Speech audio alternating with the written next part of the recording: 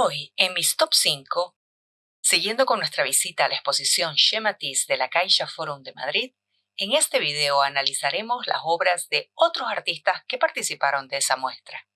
Si no viste el anterior video donde analizamos mis top 5 obras de Henri Matisse en esa exposición, te recomiendo que lo veas. El enlace aparece justo en esta pantalla, pero también lo encontrarás en la descripción. La exposición Chez Matisse, el legado de una nueva pintura, que presenta la Caixa Forum de Madrid hasta el 22 de febrero del 2026, incluye 30 obras de Matisse y otra cantidad similar de artistas que pintaron paralelamente con él o que incluso décadas después se vieron de alguna manera influenciados por las revolucionarias experimentaciones plásticas de Matisse. En este video vamos a analizar mis top 5 de esos pintores. Antes de seguir, les pido que le den like al video ahora mismo, porque si no después se olvidan y no saben lo importante que es ese pequeño gesto suyo para mi canal, porque ayuda a que YouTube sepa que este contenido que subo con tanto cariño para ustedes merece ser visto por más personas. Gracias por colaborar con ese detalle. Sin más preámbulos, comencemos. Número 5. En el número 5, esta obra de François Gillot titulada Fregadero y tomates rojos. Mide 92 por 73 centímetros y fue pintada en 1951. François Gillot nació en Francia el 26 de noviembre de 1921. Su padre era un próspero empresario y su madre acuarelista. François comenzó a estudiar arte, más específicamente cerámica, a sus 13 años y 2 años después empezó a estudiar pintura. Este artista había comenzado ya a vender sus obras en importantes galerías cuando a sus 21 años, durante su primera exposición en París, conoció a Pablo Picasso. Se enamoraron y fueron pareja durante cerca de 10 años y tuvieron 2 hijos, Claude y Paloma. Sí, François Gillot es la mamá de Paloma Picasso. Esta pintora es famosa por haber sido la única mujer que abandonó a Picasso. Y según ella misma cuenta en su libro Mi vida con Picasso, cuando le anunció que iba a abandonarlo, este le dijo que nunca iba a surgir como artista porque siempre iba a tener la sombra de él rodeándola. Pues don Pablo se equivocó. François alcanzó éxito total, no solo como escritora. Su libro vendió millones de copias solo en la primera edición, sino que sus pinturas llegaron a subastarse por millones de dólares. Fue muy amiga de Matisse, a quien admiraba enormemente y con quien mantuvo fluida correspondencia. Se casó con Jonas Salk, el médico que descubrió la cura para la poliomielitis, y vivió más de 100 años, falleciendo en Manhattan el año 2023. Esta obra forma parte de su serie Cocinas, en la que, según ella misma aseguró, su intención era representar las cosas simples de la vida cotidiana. Este cuadro es, pues, eso, una escena del día a día de cualquier hogar. Se trata de una composición muy estudiada, donde líneas, superficies definidas y colores están colocados ahí para que nuestra mirada pasee. Estoy segura de que ustedes ahora, al mirar el cuadro, saltan de un objeto a otro casi sin poder detener ese viaje que hacen sus ojos. Hablo de lo que algunos estudiosos llaman caminos y paradas de la composición. Los caminos están dados por líneas o por ángulos que apuntan en alguna dirección, y las paradas son superficies o colores que nos obligan a detenernos un instante. Me gustan mucho los tomates de Gillot. Aunque así lo parezca, no los improvisó. Estudió mucho este tema hasta lograr la síntesis que vemos en esta obra, porque los ha pintado con un solo tono rojo.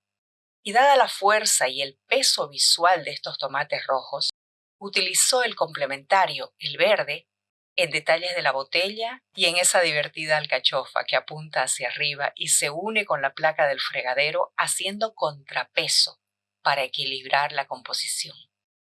Como los bailarines de ballet que trabajan intensamente para dar esos saltos en los que parecen volar sin esfuerzo, este aparentemente simple cuadro es el resultado de un análisis profundo del uso del color y la forma para crear una atmósfera sencilla en la cual todos podemos reconocernos. Número 4. En el número 4 está obra de Kees van Dogen, su autorretrato. Mide 92 por 60 centímetros y lo pintó en 1895. Kees van Dongen nació en 1877 en los Países Bajos, en una ciudad cuyo nombre no puedo pronunciar. Estudió en Rotterdam y con 20 años se mudó a París, donde conoció el impresionismo y luego militó el fauvismo y el expresionismo, formando parte durante un breve periodo del grupo El Puente. Se casó con su amor de la adolescencia, pero la dejó cuando conoció a Leah Jacob, con quien tuvo una larga relación. Después de la Primera Guerra Mundial se hizo famoso por sus retratos de señoras de sociedad. Cuando le preguntaron a qué atribuía su éxito en este género, con un toque de humor y cinismo respondió: lo esencial es alargar a las mujeres y sobre todo adelgazarlas. Después solo queda agrandar sus joyas. Debo confesar que cuando pasé frente a esta obra no llamó mi atención, ni siquiera me detuve a mirarla 2 veces.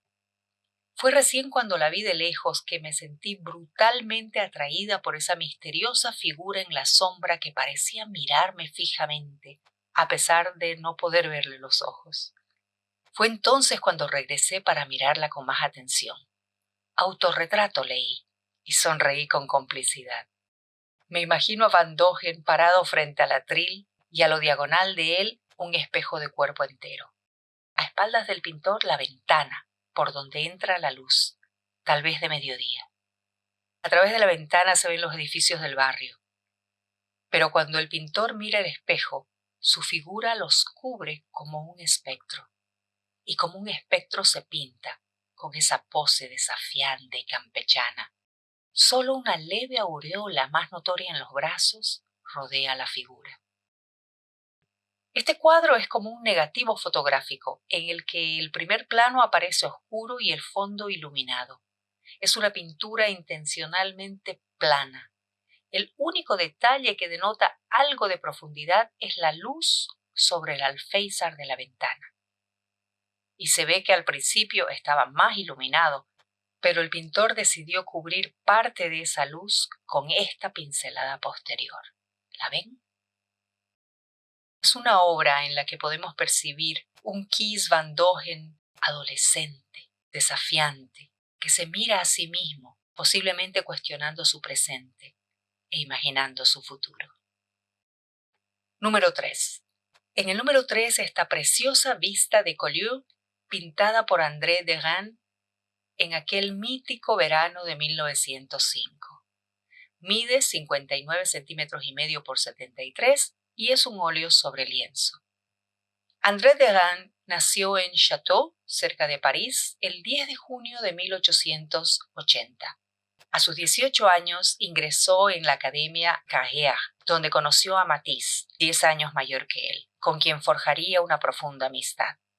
Juntos crearon una nueva poética visual que llamaron fauvismo, liberando el color, perdiéndole el respeto a la perspectiva tradicional y contagiando su entusiasmo por una nueva pintura a artistas de Europa y América. Inicialmente influenciado por corrientes postimpresionistas como el puntillismo, así como la obra de Gauguin y Van Gogh, Derain poco a poco fue encontrando su propio camino. Las obras de este pintor son en su mayoría paisajes, urbanos o rurales, todos llenos de color y vida. En esta vista de Collioure, el pintor ha usado un gris verdoso como fondo, que no esconde, pero usa inteligentemente para que los otros tonos brillen con más intensidad. Notamos también que ha dibujado con pinceladas negras las líneas estructurales y algunos detalles antes de empezar a aplicar los colores.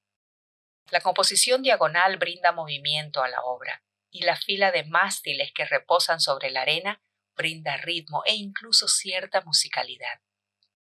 La esquina superior derecha, con esa enorme estructura del faro, ese barco y las montañas por detrás, sentencian la paleta, con los naranjas dominantes, el amarillo, el verde y el tierra tostada, que se repetirán salpicados aquí y allá. El pintor ha creado en este cuadro una escena que encierra la esencia de ese Collioure de inicios de 1900, la agitada faena de sus pescadores. Unos pescadores que trabajaban, como le gustaba decir a Derain sobre él y los fauvistas, seriamente y con todo el corazón. Número 2. En el número 2, otra obra de Kees van Dongen, Las campesinas egipcias. Pintado en 1913, mide 67 por 81 centímetros y también es un óleo sobre lienzo. En 1913, Van Dogen viajó a Egipto y su obra recibió la influencia del antiguo arte de este país. A partir de entonces, sin dejar de todo el fauvismo, muchas de sus obras cobran mesura en el uso de los contrastes y se calma un poco esa agresividad de su paleta. En este cuadro vemos dos mujeres cargando tinajas sobre la cabeza que caminan cerca del borde de un arroyo o un río donde bebe una vaca vigilada por su dueño. Está comenzando a atardecer. Eso se nota porque vemos sombras en algunos edificios y en esa calle hacia donde las mujeres se dirigen, en cuya entrada un hombre descansa sentado en cuclillas. Típicos edificios de una zona desértica, los techos son planos y una cabra se pasea por encima de ellos. Detrás resalta un minarete. Al ver esta obra me encantó la capacidad de Van Dogen para dar vida a esos dos animales, la cabra y la vaca, con unas simples pinceladas. Pero sobre todo, destaco su talento para, con tan pocas líneas, narrar toda una historia, o varias historias a la vez. Número 1. En el número 1 les presento Yvette o El vestido a cuadros, de Auguste Chabot. Óleo sobre lienzo de 98 centímetros por 1,13 m, pintado entre 1907 y 1908. Auguste Chabot nació en Nimes, al sur de Francia, el año 1882. Comenzó a estudiar arte con 14 años y al cumplir los 17 se trasladó a París, donde conoció a Matisse, Derain y los otros fauvistas, pero a los pocos meses se vio obligado a regresar a Nimes debido a problemas familiares. Entre 1903 y 1906 cumplió servicio militar en Túnez, desde donde regresó cargado con decenas de dibujos de escenas locales. Llegó a París y se instaló en el barrio del Montmartre, como muchos de los artistas del momento. Estos artistas frecuentaban los cabarets y las chicas de la noche se habían convertido en un tema recurrente, entre otras cosas como símbolo de su lucha contra el conservadurismo de la academia. En ese ambiente, nuestro pintor conoce a la modelo de esta obra, Yvette. Fuentes aseguran que existen varios poemas escritos por Chabot para Yvette.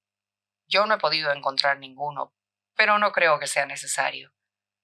Viendo la cantidad de dibujos, bocetos y pinturas que le dedicó, no es difícil entender que Yvette fue, si no su gran amor durante esa época parisina, al menos fue su musa.